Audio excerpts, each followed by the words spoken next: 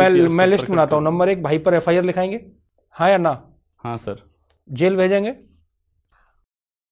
कल्पना कीजिए मनोज जी कि आप इस परीक्षा में सफल होके किसी प्रदेश में कैडर आपको अलॉट होता है और आप वहाँ के जिलाधिकारी हो जाते हैं।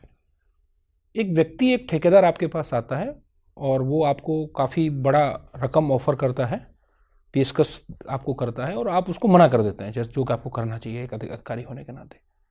वो जो ठेकेदार है, कॉन्ट्रैक्टर है, वो आपके गृह जनपद में जाता है, आपका घर पता करता है और आपके बड़े भाई को बहुत सारा जो है पैसा ऑफर कर देता है।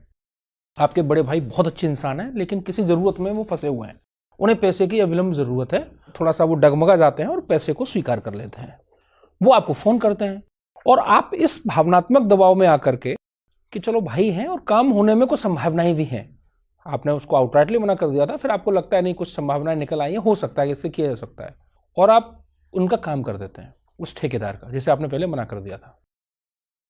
बाद में आपको पता चलता है बाद में कि उस जो काम आपने किया भावनात्मक अपने भाई के फोन करने पर, जिन्होंने आपको पढ़ाया भी है तैयारी के समय, पैसा भी दिया है, उन्होंने पैसा लिया था उस काम का, आपकी प्रतिक्रियाएं कितनी होंगी और क्या होंगी? सर क्योंकि इस पूरी की पूरी प्रक्रिया के अंदर जो यह जो पूरी प्रक्रिया है वो आचरण नियमावली के अनुकूल नहीं है। इसमें पैसे के द्वारा किसी ठेकेदार का काम कराया गया है, इसका मतलब यह एक भ्रष्टाचार का उदाहरण है। इसलिए इस पूरी प्रक्रिया के संबंध में जो भी अनियमितताएं हैं उनको मेरे द्वारा विभाग के सामने रखा जाएगा।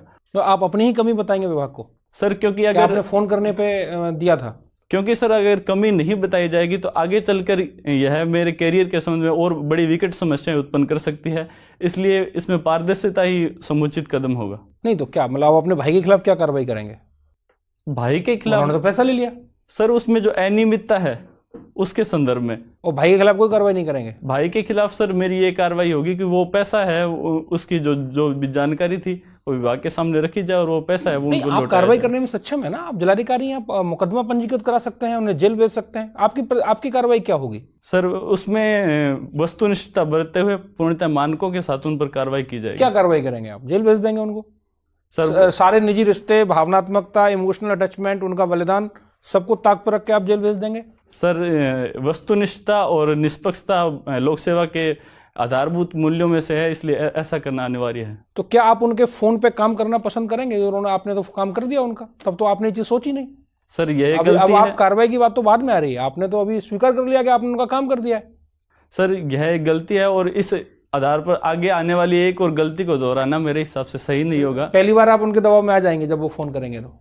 सर क्योंकि दो गलत सर एक सही नहीं बना सकते, इसलिए मैं दोबारा एक गलती और नहीं करूंगा।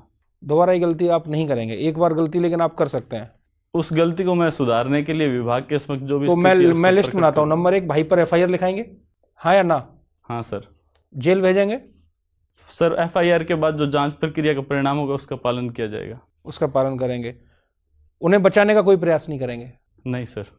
लेकिन पहली बार अगर उनका फोन आता है तो फोन उनकी बात मान लेंगे भावनात्मक दबाव में? सर भावनात्मक दबाव में क्योंकि स्थिति के अनुसार तो मैंने पहले ही मान लिया है, लेकिन मुझसे पूछा जाए तो मैं फोन पर इस बात को नहीं मानूंगा। हालांकि अगर वो उनका जो दावा है, उनकी जो कोई कॉन्टैक्ट पाने की अगर योग्यता है तो उनको निष्पक्ष रूप से दिया जाएगा, लेकिन इसलिए नहीं कि उन्होंने मेरे भाई से फोन करवाया इस कारण से। प्राथमिक, लेकिन द्वितीय तृतीय कहने में ना थोड़ा सा अच्छी है और ईमानदारी झलकती है आपकी बातों में। भाषा में पकड़ आपकी बहुत अच्छी है, अच्छी हिंदी आप बोलते हैं, this is a positive quality. आपका इंटरव्यू कब है? 4 मार्च को है।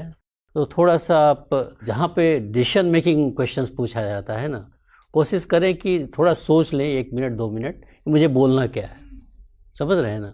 फिर उसको नाप के तौल के फिर एक निर्णय जो ले लिया उसको सपोर्ट करते हुए, निर्णय कोई विवाद नहीं होना चाहिए इस तरह की ले लिया मैंने ले लिया, कुछ पीछे कुछ चिंता कर लीजिए, मनन कर लीजिए कि नहीं हमें ये बोलना है, बोल के पीछे नहीं हटना है। फिर मुझे लगता है कि ऐसा ही होना चाहिए, क्योंकि आपको ग्रिल किया जा सकता है। तो जब आपको ग्रिल किया जाता है तो आप थोड़े से विड्रॉ कर जाते हैं, तो वो थोड़ा सा उस पर ख्याल रखिएगा। अदरवाइज़ करंट अफेयर्स न्यूज़पेपर्स वगैरह अपना पढ़ लीजिए, वो आप बहुत अच्छे कैंडिडेट हैं आप, और इस बार रिटर्न कैसा गया आपका?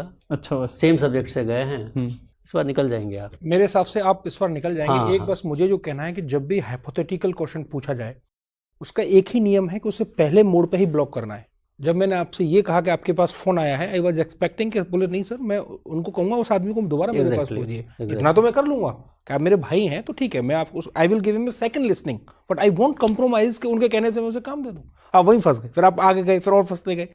जब भी हाइपोथेटिकल क्वेश्चन आए सारे इमोशन इश्यूज भूल जाइए, I will block it on the first turn. That is the basic theory of no hypothetical जो एथिक वाले क्वेश्चन होते हैं, पहले मोड पे ही डटक लगा दीजिए ताकि आगे निकले ही ना वो। Always remember.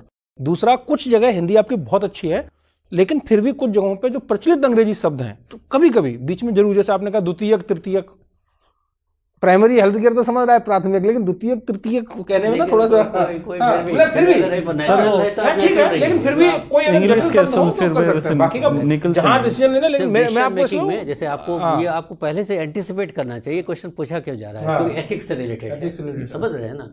तो आप वो जहां पैरवी आया, किसी का पैसे की बात आई, उसकी बात आई, पहले ही ब्लॉक कर दो उसको, आगे जाने नहीं है क्वेश्चन को। ठीक है, thank you. All the best.